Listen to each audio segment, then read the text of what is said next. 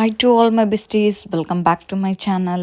Actually video ఎప్పటిదో, కాకపోతే నేను పోస్ట్ చేయడం చాలా లేట్ అవుతుంది. ఎందుకంటే సెల్ఫ్గా వీడియో తీసుకోవాలి, సెల్ఫ్గా ఎడిటింగ్ చేసుకోవాలి కాబట్టి. అందులో నాకు మైగ్రేన్ ఇష్యూ అనేది చాలా హెవీగా ఉంది. దానివల్లే అసలుకి వీడియోస్ అనేది పోస్ట్ చేయడం, ఎడిటింగ్ చేయడం ఇవన్నీ కూడా లేట్ అయిపోతున్నాయి. మైగ్రేన్ అంటే చెప్పని అవసరం లేదు, ఆ పెయిన్ చాలా హారబుల్ అని అందరికీ తెలిసిందే. దానివల్లనే ఎక్కువగా నేను యూట్యూబ్లో అయితే యాక్టివ్గా ఉండలేకపోతున్నాను.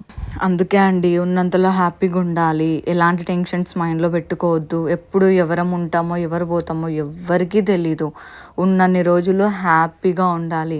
బ్రెయిన్లోకి ఏవి ఆలోచించి ఇలాంటి అడ్డమైన రోగాలు అయితే అసలు తెప్పించుకోవద్దు. నిజం చెప్పాలంటే మనం ఇలా సెల్ఫ్గా మోటివేట్ చేసుకుంటేనే భూమి మీద 4 రోజులు అయితే ఖచ్చితంగా బతకగలుగుతాము. సో ఇంక నీ సోదాపి ఫస్ట్ ఎక్కడికి వెళ్తున్నారో చెప్పండి అనేసి అనుకుంటున్నారా? చూస్తున్నారు కదా, ఈ ప్లేస్ ఐడియా ఉందా? ఎవరైతే ఈ ప్లేస్కి వచ్చిరో వాళ్ళకైతే తెలిసే ఉంటుంది. మేమైతే ఆందోళన మైసమ్మకి అయితే వచ్చినాము.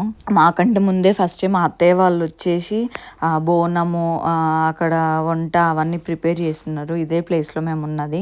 రైట్ సైడ్కి కొంచెం వెళ్తే టెంపుల్ ఉంటుంది. కొంచెం టెంపుల్కి కొంచెం దూరంలో బోనం తయారు చేసేసుకొని వంట అనేది తయారు చేస్తుంది మా అత్తయ్య. సో బోనం అయిపోయింది.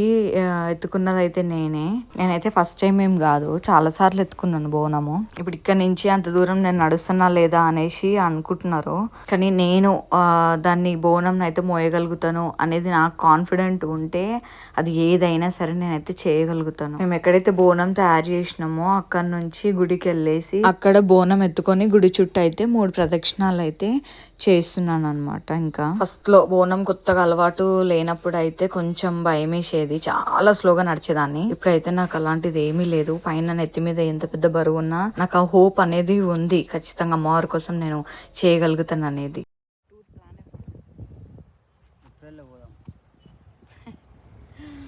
మీ అందరికి కూడా చెప్తాను ఎక్కడికి వెళ్తున్నామో సర్ప్రైజ్.